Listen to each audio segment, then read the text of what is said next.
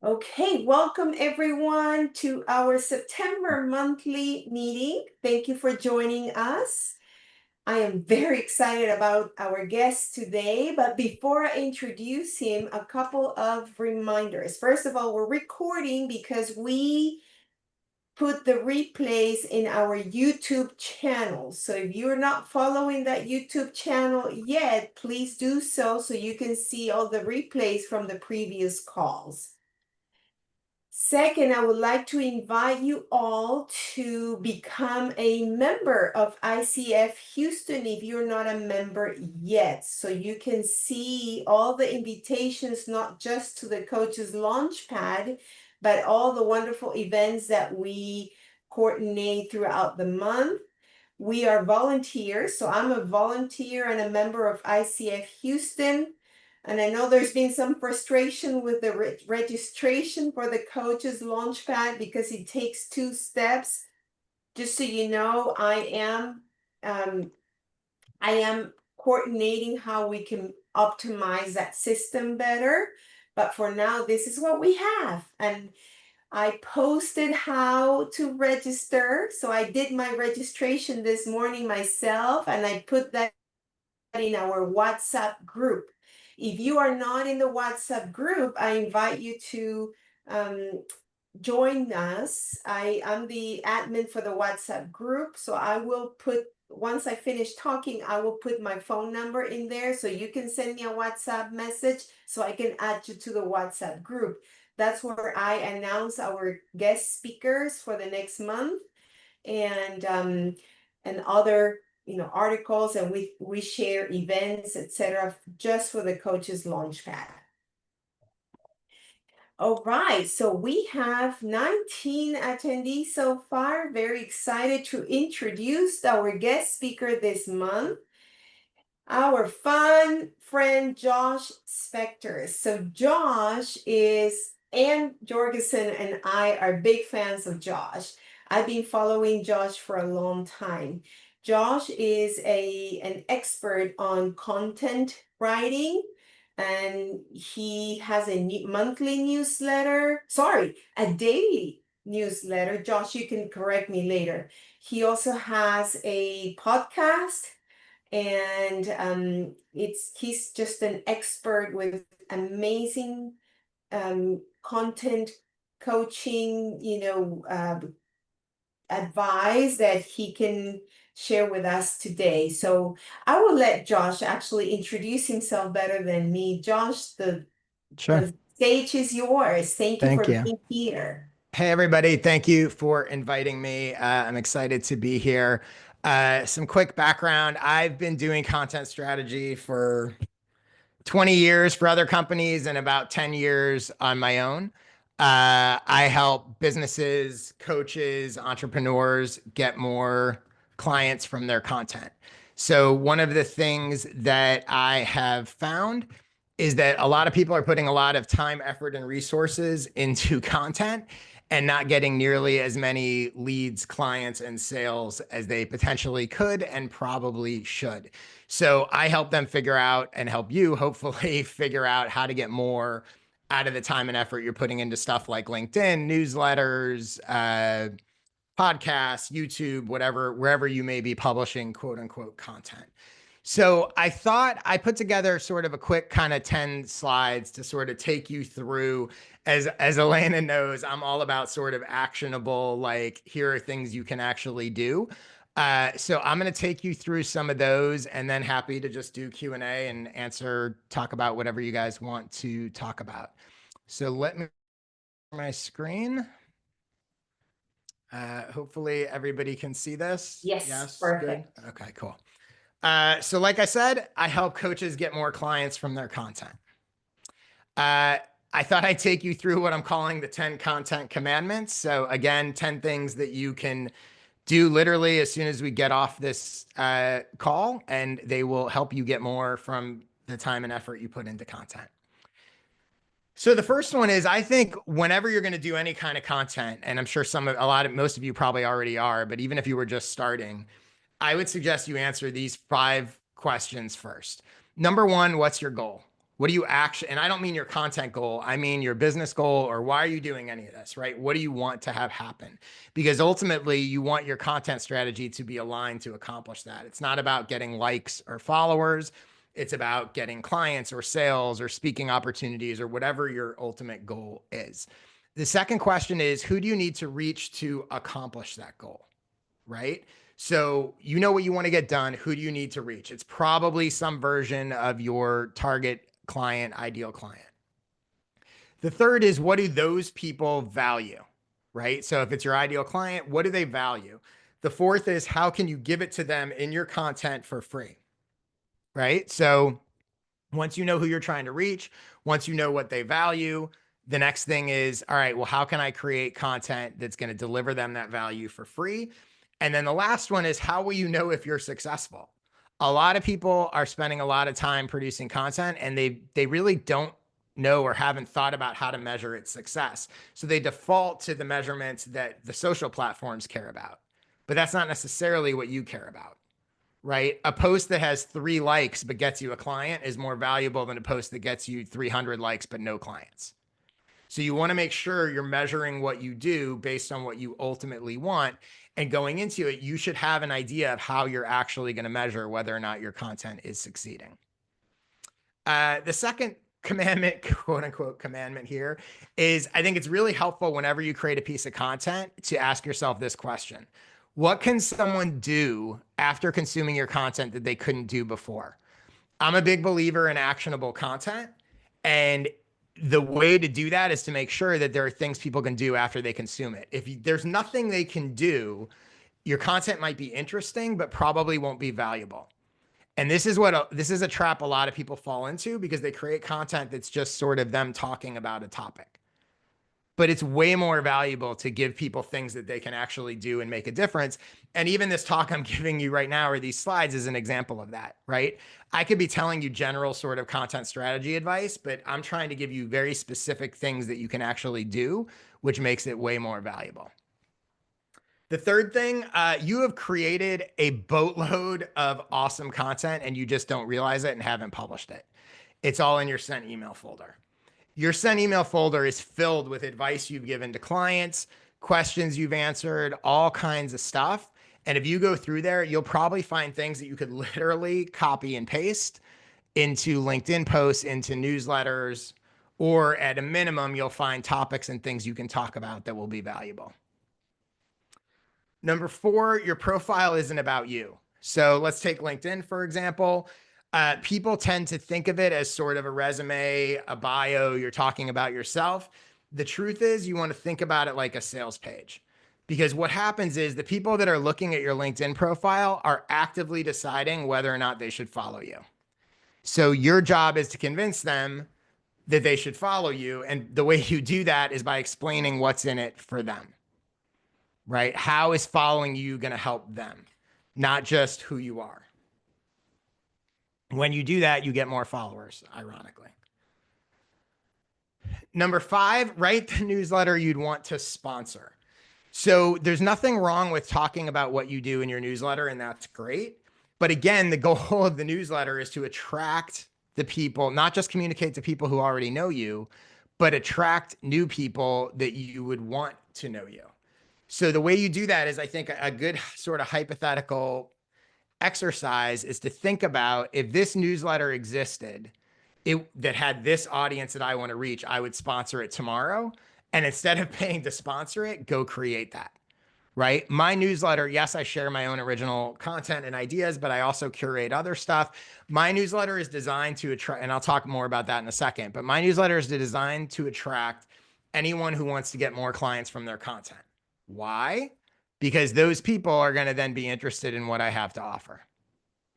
So if you are a leadership coach, your newsletter should, if you're Susie, the leadership coach, your newsletter should not be the Susie newsletter. It should be the how to become a better leader coach, because you want people that want to know how to become a better leader. So you don't literally have to sponsor your own newsletter, but you can think about it as if you were sponsoring the newsletter. This is a huge one: repurpose everything. One of the things that trips people up with content is it feels like a ton of work, and it certainly can be. But just like I mentioned with the sent email folder, it is so much easier when you repurpose stuff that you've done in different platforms. This presentation that I'm giving you right now is going to turn into a LinkedIn post for me.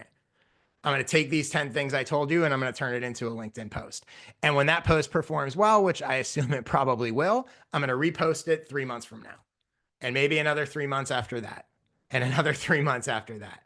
The time and effort I put into anything I create is creating an asset that I can use forever, as opposed to what a lot of people do, which is they write a LinkedIn post, they publish it, it gets a few likes, and then they forget about it and just continue to try to create more and more new stuff.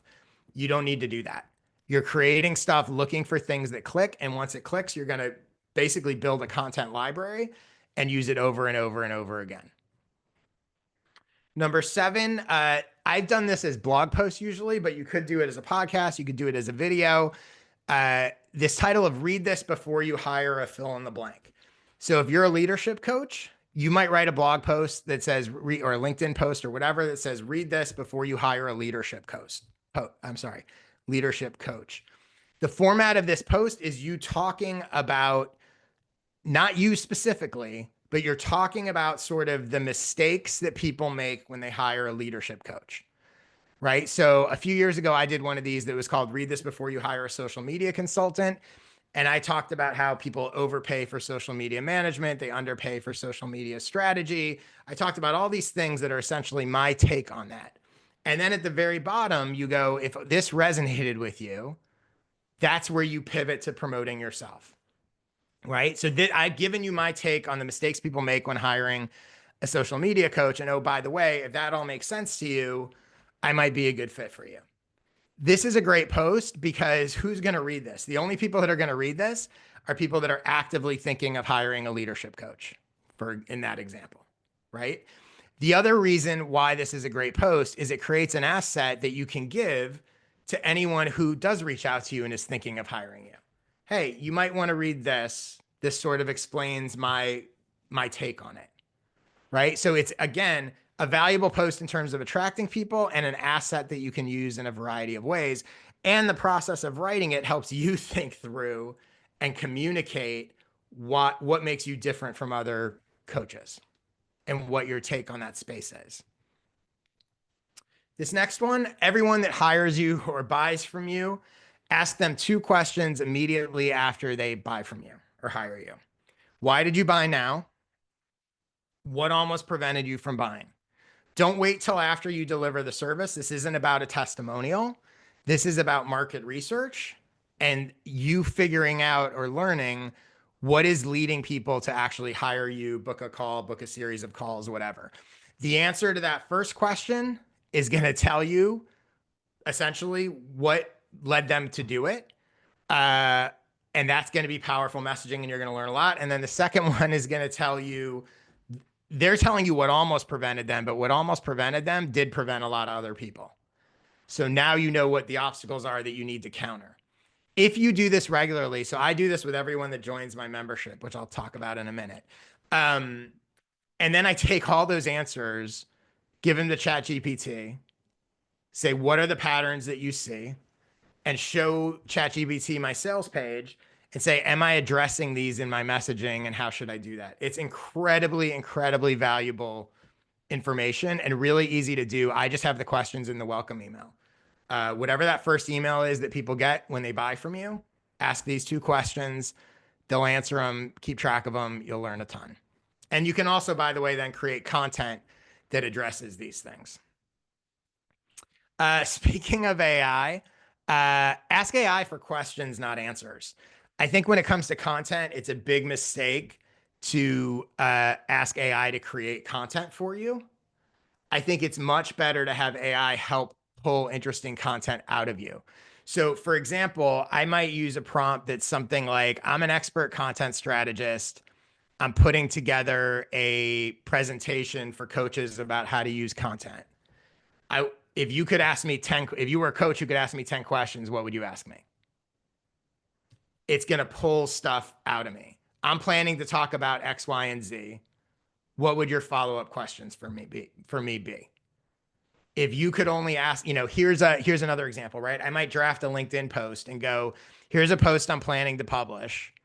If let's say on advice for coaches, if you were a coach and you read this, what would be the one thing that would most confuse you, or would be the one first question you would have? Use it to pull your unique stuff out of you, not to have it write and create for you. And then the last one, I write a newsletter. It's a 1-paragraph newsletter I publish every weekday, a longer version on Sunday. I believe it's the most useful content strategy newsletter in the world. 32,000 subscribers seem to agree. You can check it out at fortheinterested.com/subscribe. When you sign up, you are also going to get invited to get free access to one of my skill session training videos. There are a million. There are over 20 different topics there. You'll see. It's a nice surprise. So if nothing else, sign up to see that, and then unsubscribe if you don't like it or find it helpful, but I'm pretty sure you will. And those skill sessions are part of my clients from content membership, of which Elena and Ann are members. That's how I've gotten to know them. You can learn all about that at joshspector.com/program. The short version is for $99 a year. You get access to all 20 of those skill session trainings and 6 new ones that I do each year. For $299 a year, you get access to all of that and my monthly office hours calls, where you can come on and ask me questions and get help with your specific stuff, which you can also get some of right now, because I think we're going to do some questions. Josh, that was amazing. Each slide is gold. Thank you so much. Thank you. So thank you for doing this. And yes, I'm a faithful follower of Josh because I've been learning so much about content from him, and that's why I wanted to bring him as a guest today. So this is the time for you guys to ask any questions. Feel free to use the raise hand tool or post a question on the chat, and we will read the questions to Josh. We'll be able to get a copy of the slides. Yeah, sure. Okay, great. I'll make them available. So And I'd also add as well, if anyone for whatever reason doesn't want to ask their question on this call, you're also welcome to email me. It's just josh@joshspector.com. thank you, Josh. Yeah. Yeah, so we have Monique, you have a question for Josh. Yeah, I do. Hi, Josh. I found that Hi, extremely Monique. interesting, as I'm sure everybody else did. Yeah. So I've always had a question mark about newsletters. Mm-hmm. And I just like to have your take on whether or not you think that they're as effective as, for example, a LinkedIn post. Because in theory, I don't know who you send your newsletters out to, Mm-hmm. but often it's people who already, well, I receive newsletters from people I already know, or from the Mm-hmm. consulting company that I used to work for, or whatever. And I don't know that I'm going to buy anything more. It's interesting, but I'm often more interested in some posts I see on LinkedIn. So what's your take on that? So my newsletter is the engine of my entire business. I think a newsletter is a absolute must-have. It is the only algorithm-proof way to reach your audience. When I send a newsletter to 32,000 subscribers, I know they're all going to get it. They won't all open it, but they're all going to get it. And when I post on LinkedIn, I'm going to be lucky if 10% of them see it in their feed, right? It's the strongest connection you can have. Now, that said, most people's newsletters are terrible. So the key is you need to write a newsletter that actually provides value to people, and you need to give a reason. The other thing I hear is like, oh, but I have all these LinkedIn followers. I don't have newsletter subscribers. Well, there are things you can do to get them to subscribe to your newsletter. There's a little chicken and egg piece here. One of the reasons that people struggle to convert LinkedIn followers to newsletter subscribers is their newsletter isn't very good, or the promotion of it isn't very good. I actually think, by the way, side note, if you are using LinkedIn, I share links to my LinkedIn posts in my newsletter all the time, which is basically an algorithm breaker, because I drive my audience in there and don't rely on LinkedIn to show it to them. So but go ahead. Did you have a follow-up there? Well, yeah, only that you said you've got, was it 36,000 or Mhm. 32,000? Yeah. Sorry, I can't remember which one it Yeah. was. So that's a given that they're going to all open the letter because they've already subscribed to you. But I think it's what you just mentioned, the chicken and the egg. How do you get people to subscribe? So I'll give you an answer. Do you use LinkedIn? Do you have a big LinkedIn following, or Well, not I big, don't but you think I have, do, but right? I you do use LinkedIn. I don't think I've got a big following, but Okay. anyway, But so for example, how many followers do you have on LinkedIn? I have no idea. Okay. So do you know how many people typically see your LinkedIn post? I can see on the impressions just hundreds, but not more Okay. than that.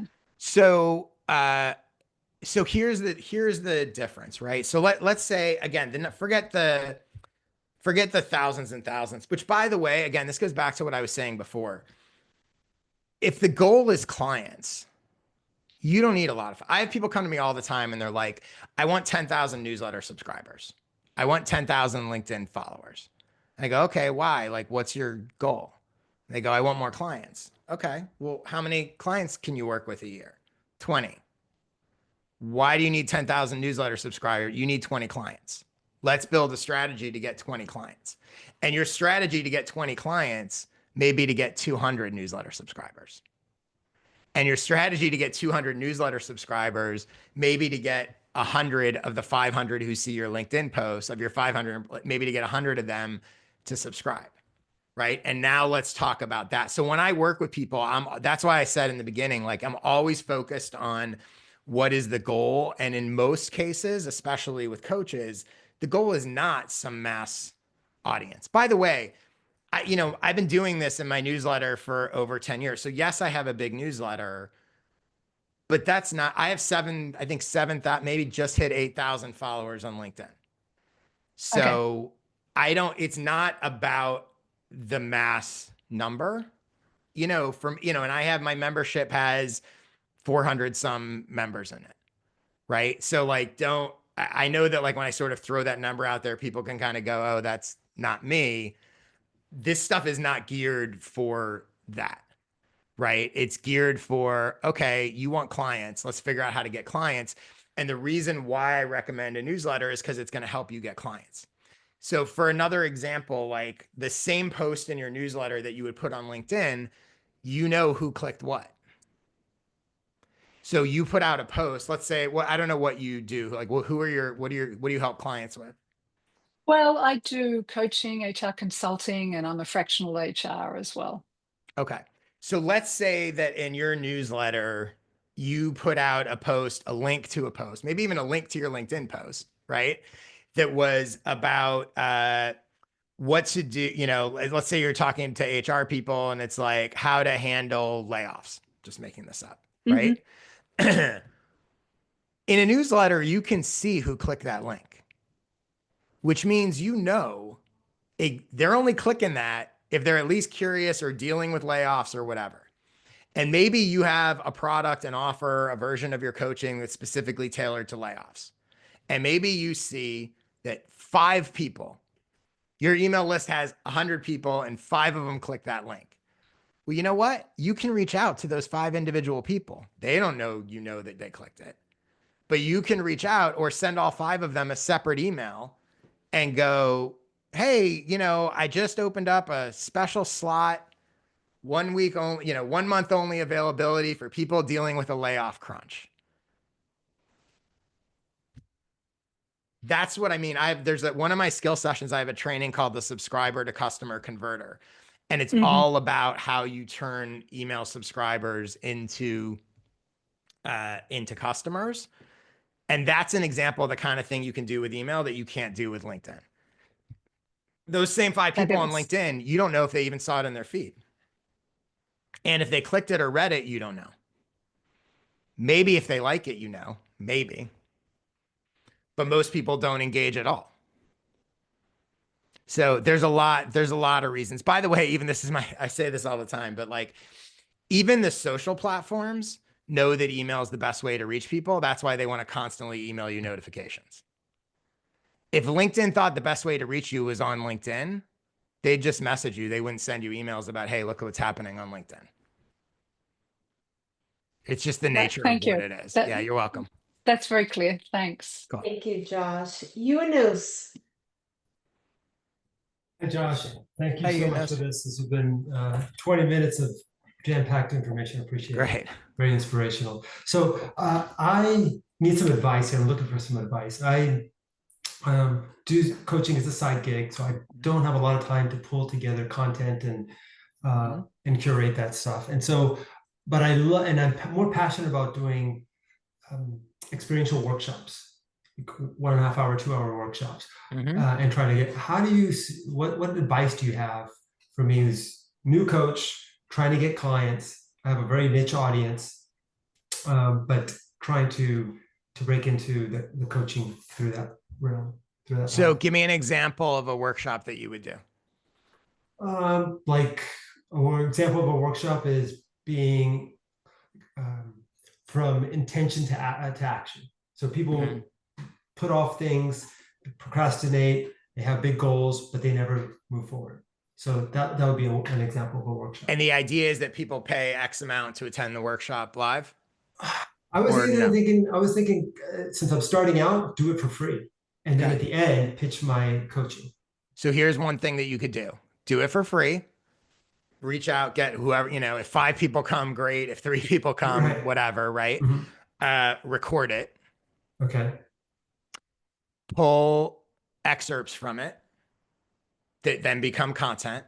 So that hour and a half that you spend doing your workshop becomes a whole bunch of content that you can use, that can promote future editions of the workshop, that can bring in other clients who didn't go to the workshop, but could, but then see clips and now want to hire you. And potentially, if you want, you could then package up and even sell the workshop, the recorded one. Okay. So I have my membership that is basically, I actually have another, I call them skill session training in my membership called the Session System, which is about my business model. So my version of the membership is not a community. There's not a message board. It's not that kind of thing. Once every 2 months, I basically do what you would be calling a workshop. I do a 1-hour training on how to do something, usually 45 minutes of, here's how to get customers from your newsletter, and then 15 minutes of Q&A. And then, so I do that again, once every 2 months, 6 a year. I've done it for several years. That's why I have like over 20 of them. And then I package those up and sell them as an annual membership. But you don't have to do that. But you could say, look, I'm going to do from a time commitment. So my entire membership from a time commitment is once every 2 months, I do what you would call a workshop. Okay. Takes me a few hours to prepare it, an hour to do it and record it. Do that 6 times a year. And then once a month, I do an open office hours call. Q&A kind of like this. That's it. That's the whole membership.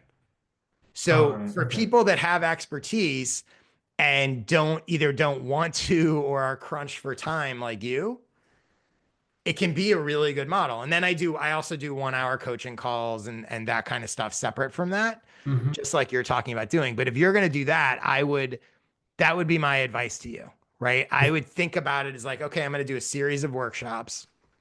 I'm going to record them. I'm going to repurpose some of the clips as content. And then I'm potentially going to sell them. So I like your idea of recording them. The only challenge with my approach is it's not lecture style. It's not like what you just did in 20 minutes, right? It's more of getting people to, I'm a coach, so I'm going to be asking powerful questions and they're going to have to be thinking about them. And so it's like, it's a lot of silent time in terms of them thinking and going back and forth. That's okay. Okay. As long as it's all that matters with anything is that it's valuable. Okay. So if you think, hey, I'm going to do this thing for an hour and a half, and is this going to be valuable to other people? By the way, I also have a podcast, which I didn't mention, called Clients from Content. And the episode of, you're noticing a theme, the episodes of my podcast are basically coaching calls. So people come on, they ask me 3 questions. I give them suggestions, I record it, and boom, it's a podcast. Again, that goes back into the sort of repurpose everything. And you know what that does? Unlike most podcasts where the host interviews the other people, that's a showcase for the other people. I want people asking me the questions because I ultimately want them to hire me. It's a showcase for my expertise. And by the way, some of those podcast episodes are clips from my office hours calls. Again, everything. So when I do an office hours call, I'm serving my membership. I'm getting stuff that I can do for my podcast. Thanks. Yeah, you're welcome. Josh, there's a question. Josh, is there a difference between posting and writing ideas and commentaries versus thought leadership articles? I mean, thought leadership is one of those sort of buzzwords that like means a lot of different things to different people and in some ways means nothing. I don't really think in terms of thought leadership. I think in terms of value. I think in terms of all of my content exists to help people, help specific people do something specific. In most cases, that relates to get clients from their content. You know, it's interesting. Elena hasn't heard me said this because I literally just thought about it last night and have been thinking about it all morning. So she's gonna hear me start talking about it. But I had this thought that was, and I'm still sort of figuring it out. But basically, was everybody, yourselves and all your potential clients, they're doing X to get Y. That's it. Your job, your content's job, your coaching job, your whatever, you have two jobs. One, help them make it easier to do X. Two, help them get more of Y. That's it. So when I think about content and I go, okay, my ideal, and again, there can be a lot of things that fill in there, right? So I might have some people that the X that they're doing, they're using LinkedIn to get the Y as clients. So I should be creating content that makes it easier for them to use LinkedIn and helps them get more clients. Right. And so that, I think if you think like that and then go, okay, does this, forget thought leadership, right? Does this piece of content, does this whatever I'm creating make it easier for them to do X, help them get more of Y, or both? If it does, it's valuable and that'll work. The idea, like, I'm not a big, like, let's just sort of share opinions and my take on whatever. Because again, I think that can be interesting and it can get you some attention, but it's not necessarily valuable. I'm always focused on value, and inevitably people ask me, how do I define value? I define value as transformation. Does it help someone get from point A to point B? If it does, it's valuable. If it doesn't, then I'm just talking about something and it might be interesting, but it's not going to be valuable. And I think that value and that transformation piece is what ultimately attracts clients and buyers and that kind of thing. Thank you, Josh. Yeah. Any other questions? Josh, while people think about their questions, I do have a question on your principle number 6, I believe, which is repurposing content. Yes. So you recommend that we look back at our in LinkedIn, our posts that had the most comments or views Yep. and repost it or grab the information and create a new post? And the reason why I ask this is because when I have reposted a previous post, it gets almost zero traction. It seems like the reposting is not a good thing to do. So the short answer is both. I've heard mixed things, right? I've definitely heard some people say that, you know, if LinkedIn sees that you're just posting literally the exact same thing you posted before, they'll restrict it in the algorithm. And I think that is, I've had experiences both ways, right? So I've done that and been like, that was weird. This did great the first time, and this time it didn't go anywhere. So there may be some truth to that. I've also had it happen where it does really well again, right? So I don't know. If you want to err on the safe side, and probably what I do now is I tweak it a little bit. But I've also had that happen where I tweak it and then it doesn't work as well because there was some magic in the words that I used or the first sentence or whatever. But so there's no, you can sort of experiment with it and see how it goes. There's also like everything, there's some randomness to it, right? I may have a post that did really great, and maybe it did really great because someone with a huge following commented on it right in the beginning the first time, and that sort of boosted it. Um, and then there's also cross-platform, right? It did really well on LinkedIn, so I put it in my newsletter, or I talk about it someplace else. But generally speaking, I wouldn't get too hung up on it.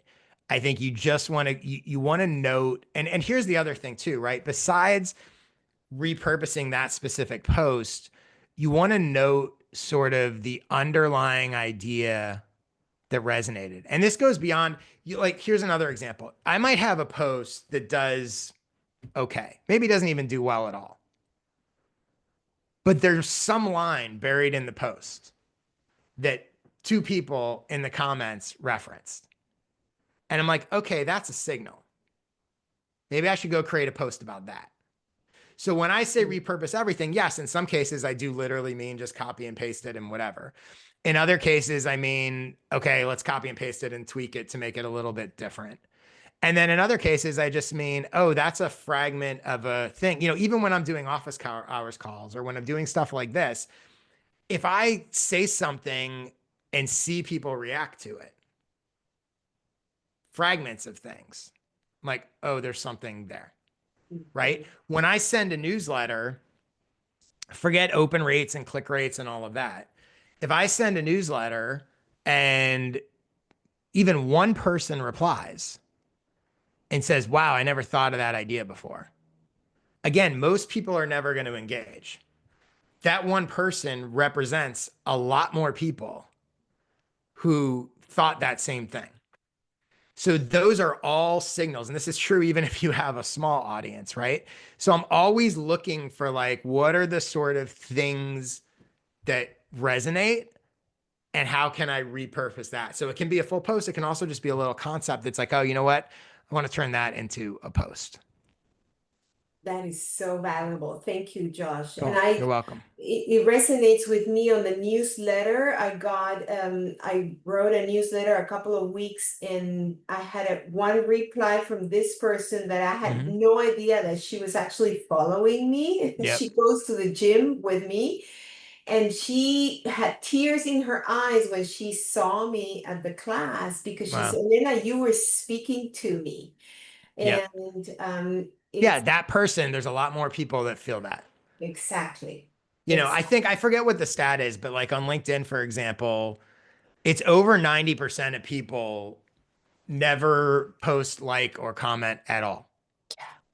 Oh, So yeah. whatever you're seeing on LinkedIn, you can figure that like any interaction you get is probably there's probably 10 times more people that actually feel the same thing, but they're just not the kind of people that engage.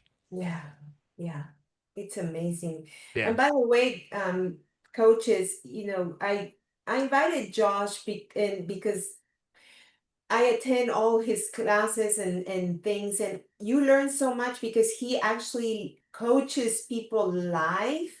And these are people they're not coaches necessarily, they're from different industries.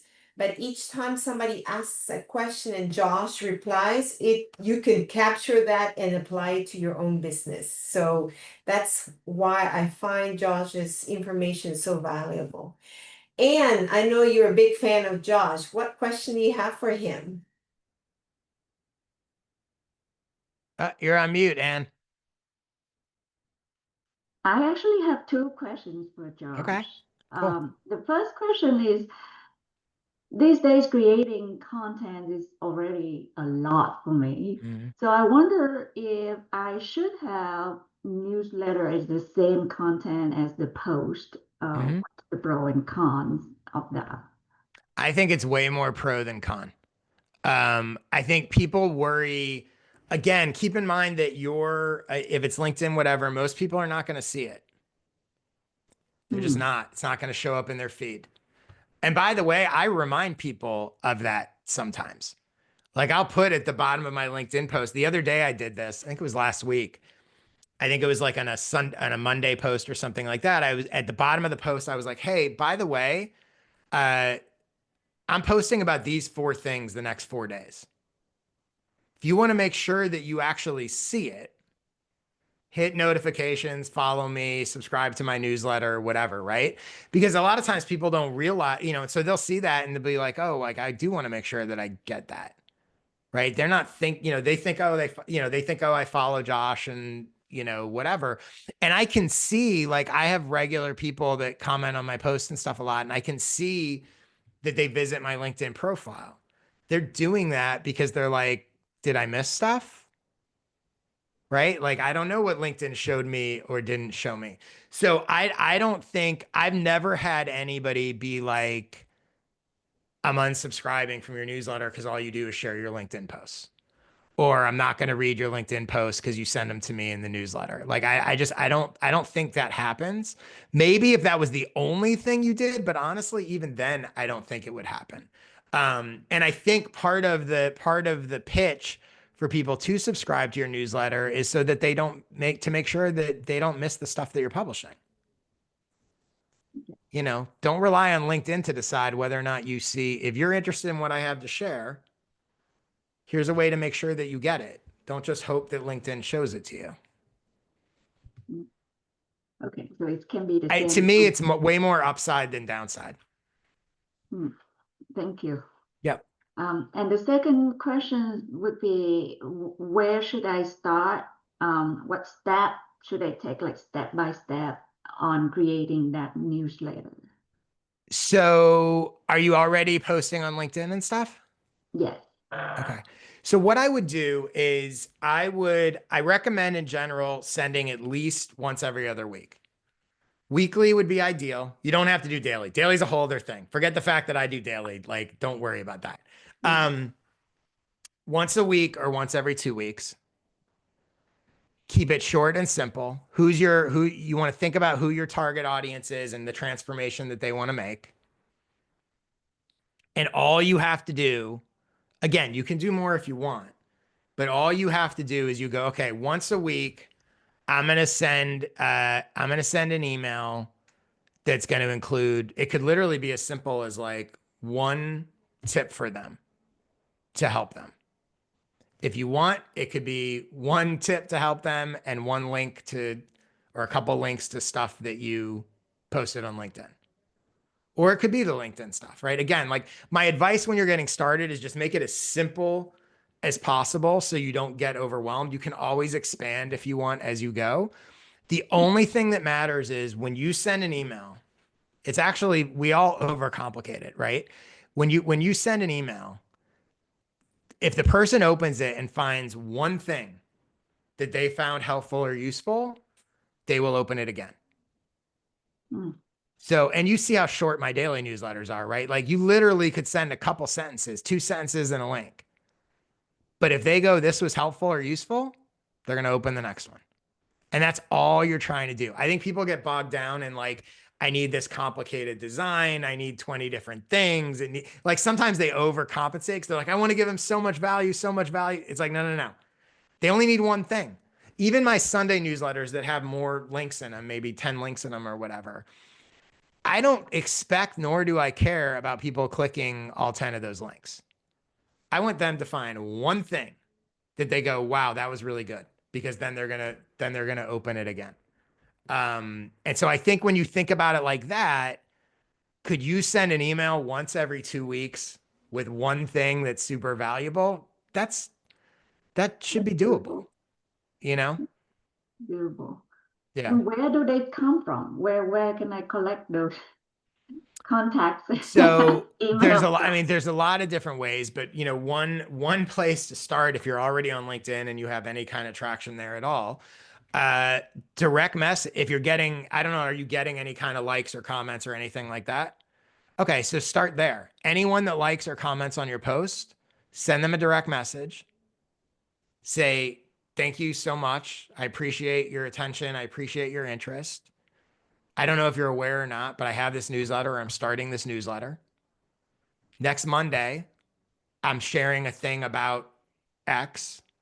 Would you like me to send it to you? They've already shown interest and appreciation for what you do. They're not all going to say yes. A decent number of them will. right? So you lead with it, and that's a place to start. And then, then you can go from there. And then look, I also have skill session trainings in there about how to grow your newsletter in 5 minutes a day and all that kinds of stuff. But that's a good starting place. Thank you. Welcome.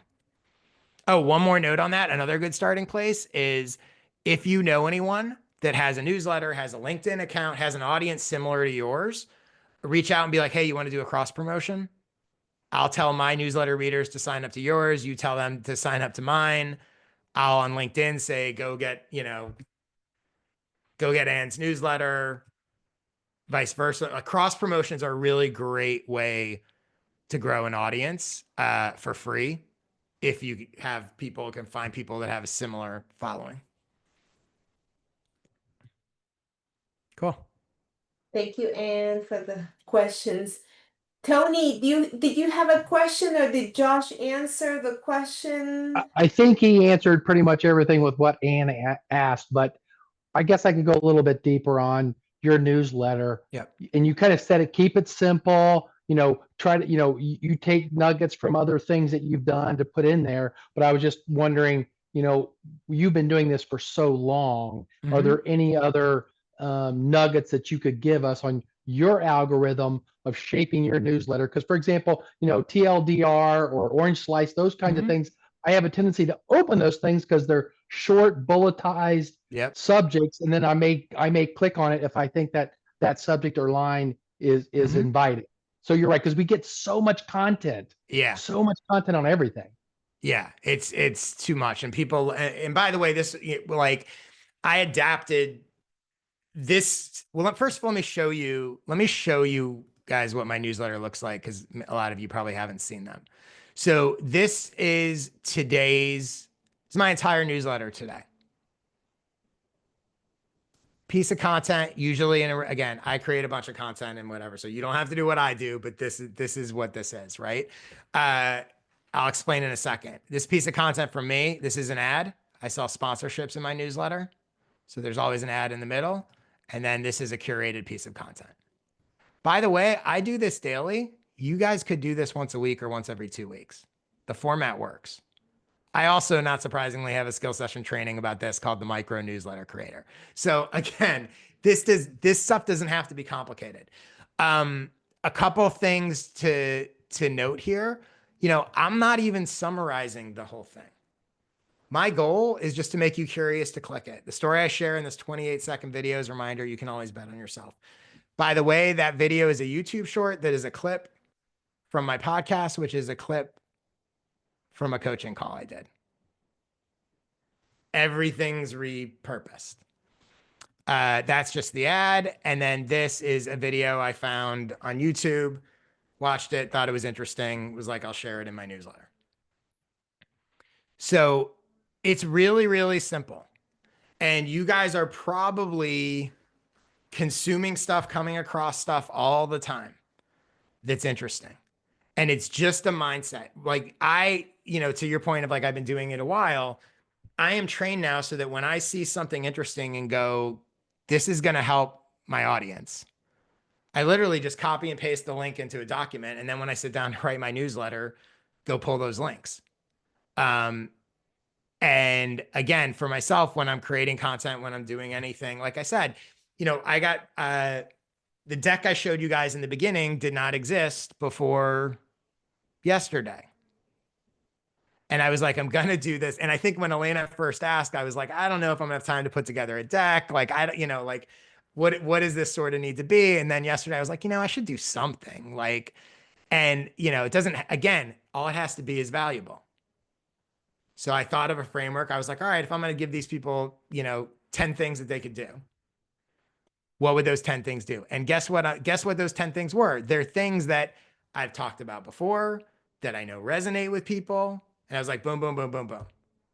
Okay, open up my deck template, nothing fancy, just the lines, I'll talk about them.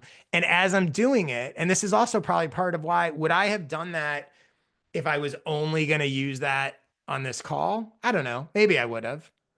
But I'm doing that knowing this is going to be a LinkedIn post. And this is going to be a deck I use when someone else has me come talk to their group. And whatever the half hour, whatever it took me to put it together, now is an asset I can use forever. Right. And I can also see how it goes and see how you guys respond to it and they resonate with. And by the way, the other thing I will probably do is each one of those 10 things will then become their own individual posts. So that deck that took me half an hour to create, even though it's pulling from things that I've done and expertise before, but basically that expertise is in my head, right? So it took me a half hour to create it. It gave me something for this talk, which hopefully you guys found helpful. It's going to give me a LinkedIn post, which I think will do pretty well. It's probably going to give me 10 more LinkedIn posts because I'll just expand each of those concepts. And all those LinkedIn posts will get shared in my newsletter. And then 3 months from now and 6 months from now, they'll get reused. And maybe at some point I do a podcast or video where I basically do, and then round and round and round it goes. And so what happens is, and Elena and Ann know this, like people look at the volume of content I put out and they're like, I know it can be intimidating and overwhelming, but I also know it seems like a lot more work than it actually is. People will see that LinkedIn post tomorrow and think that I spent hours crafting this epic LinkedIn post, and then 3 months from now, when I post it again, they'll think I spent hours doing it and didn't just hit copy and paste, basically. So anyway, I don't know that exactly answers your question, but I think mindset wise, you're sitting on so much content. If you sat down and you were like, okay, I'm an expert in this, I coach on this, I'm going to write a list of the 10 or 20 questions that I get asked the most. Your answers to every one of them is a piece of content. You write down 20 questions or 20 things that you help people do, the 20 bits of advice you give the most often, that could be 20 newsletter issues. You guys have it all in you. It's just the mindset of sort of going, okay, I just need to put it out without getting, again, I think people get overwhelmed and bogged down they sort of overcomplicate it for themselves. They think a newsletter has to be this whole big thing. Just has to be valuable. One piece of value. Thank you. Josh, last question. We'll use this as the last question. Do you also use Substack for your newsletter or just? I don't use Substack. I used it a little bit years ago. I was never really a big Substack user. I use Kit, formerly known as ConvertKit.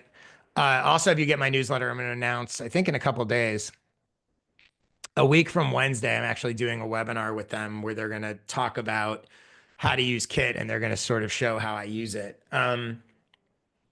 My take on newsletter platforms, because I get asked this all the time, is I actually think it's like the least important decision related to your newsletter. The truth is 95% of the features are the same. You can be successful on any of them. Substack is a little, it's free. You have less, you can't do as much segmentation, automation. Like I wouldn't, I don't recommend it, but I also don't have any problem with people using it. So yeah, that's not really dodging the question, but I think to me, like, and this is true also of like all the different platforms. Like, I really think that in most cases, it doesn't really matter. I lean towards Kit because it does allow you, like I said, to do some more automations, to do some more segmentation of your list. Like it does have some features that Substack doesn't. And Substack is increasingly more and more kind of becoming a social network in some ways. So I wouldn't say not to use it, but it's not something I use, and it's not the one I recommend, even though there's not something inherently wrong with it. Got it. Thank you, Josh. You're welcome. Josh, again, can you summarize where people can find you, Yes. follow you? Yep.